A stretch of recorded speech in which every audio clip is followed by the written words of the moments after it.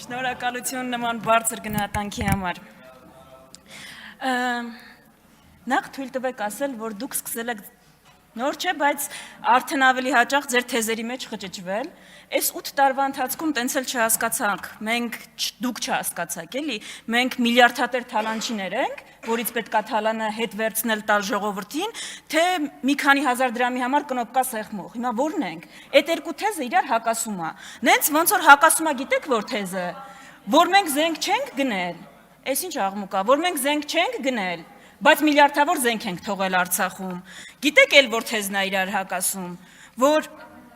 մենք 8% չենք հաղթահարելու, բայց Գյումրի 2 ենք անելու։ Մի հատ կողմնորոշվեք, այս թեզերը իրար հակասում է, որ թեզն է վերջը, որն եք առաջ տանում։ Ես իրականում ապշում եմ, եկեք այստեղ անգամ են, ինձ թվում է այդ բոլոր նախկին ղեկավարները նայում են ձեզ ու ասում են, ինչ սենց էլ կարելի էր։ Ասենք ոնց կարելի է գալ ստեղ ձեր տված պարգևավճարների հրամանը միլիարդավոր դրամների, ասել ընդդիմությանը մեղադրել դրա մեջ։ Ասում մեզ մեղադրում են, որ իրանց պարգևավճար են տալիս։ Մի տվեք, մենք ձեր պարգևավճարների ձեռը կրակն ենք ընկել։ Չգիտենք ամեն անգամ։ Այ հուզիչը սա է, Տիկին Վարդանյան, բայց մի ընդհատեք, թողեք շարունակի մարդը։ Չգիտենք, հիմա բոլորով ընդհատելու եք ինձ։ Հարգելի գործընկերներ, լրություն մի վարքյան, էլի, շարունակեք։ Ամեն անգամ պիտի մտածենք որտեղ ենք ուղում այդ հաշվետվությունը ոնց ենք տալիս ու հիմա այս նախընտրական շրջանում այս արգելքի հետ ինչ ենք անում, որ ձեր քնչականը հետևից չգա։ Մի տվեք, բա հեղափոխական տղերք ու աղջիկներ եք։ Հետո պարզվեց հեղափոխական տղերքն ու աղջիկները առանց պարգևավճարի ու էկոպադավատների չեն կարող աշխատեն։ Այ քեզ հեղափոխական տղերք ու աղջիկներ։ Հաջորդը ես լուրջ կարծում եմ Նիկոլ Փաշինյանը հայկական բիլի-միլի գնա։ Այն որ անձի երկվություն ունի, 24 հատ առանձին անձ ունի։ Այնքան է ինքը իրան հակասել,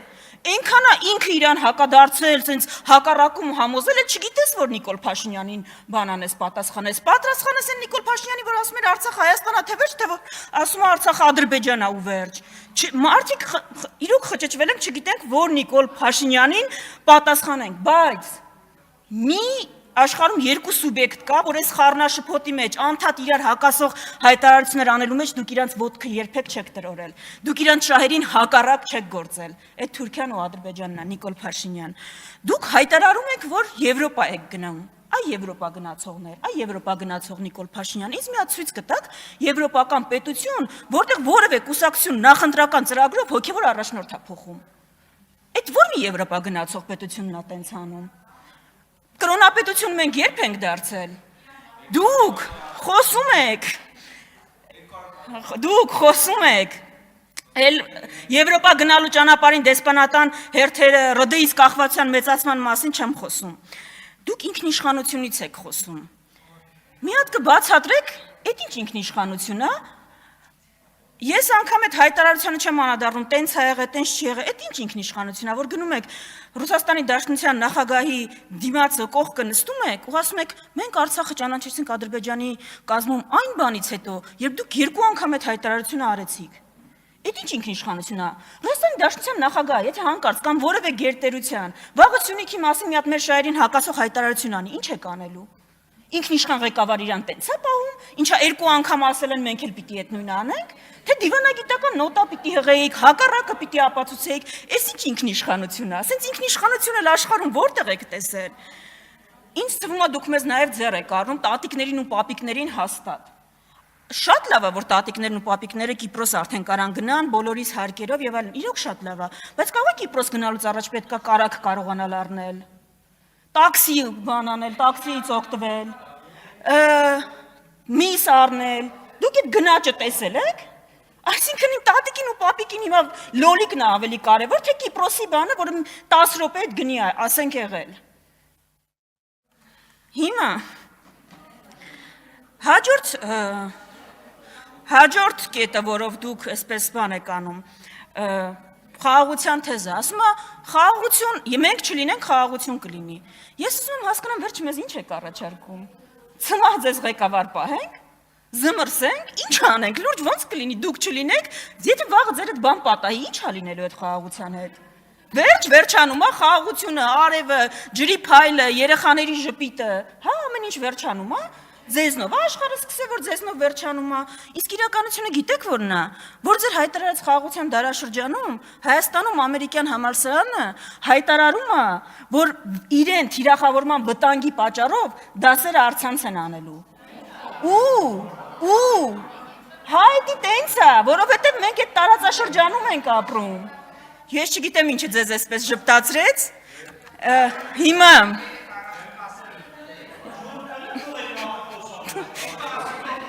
Սիրելի գործընկերներ, թողեք մարդը խոսա հասկանանք ինչ է ասում։ Պարոն Խաչատրյան, խնդրում եմ նստեք, պարոն Ալեքսյան, շատ եք խանգարում։ Տիկին Վարդանյան, շարունակեք։ Խնդրում եմ իմ ժամանակը վերականգնել։ Շարունակեք դուք։ Հիմա ժողովուրդ, կարաք բոլորդ ելույթ ունենաք, վստահ եմ Ռուբեն Ռուբինյանը չի խոչընդոտի ձեր անգամ 10 անգամ ելույթը, դուք ընդհանրապես 4 ժամ կարաք խոսեք, խնդրում եմ, թողեք 5 րոպե խոսեմ եւ լքեմ ամբիոնը։ Հիմա, հա, որովհետև մենք այդ տարածաշրջանում ենք ապրում։ Այո, այդ տարածաշրջանի վրա դուք չեք կարող ազդեցություն ունենաք։ Չեք կարող այն ազդեցություն ունենաք, այսինքն որը որ հայտարարում եք։ Ու այո, կարա տարածաշրջանում այնպիսի իրավիճակ ստեղծվի, որ սպառնալիք է մեր համար, մեր երկրում օբյեկտների համար։ Ու դրա այդ վտանգների մասին է պետք, այսինքն այս տարածաշրջանի մարտահրավերները դրանք են, դրանց ո՞նց են դիմագրավում։ Ձեր այդ թուղթը, որը տես նախաստորագրել եք, ասում եք սրանով բերել եմ դարի խաղաղությունը։ Այդ էր բան անելու կանգնեցնելու, եթե Իրանը որոշել թիրախավորել շրջակա երկրների, այդ թվում նաև համալսարանները։ Ու ո՞նց էր կանգնեցնելու, ինձ մի հատ այդ բան կանեք, դրա մեխանիզմը ցույց կտաք։ Ձեր 8 տարիներն են ամփոփում։ Կոռուպցիան է ձեր հաջորդ դրոշը։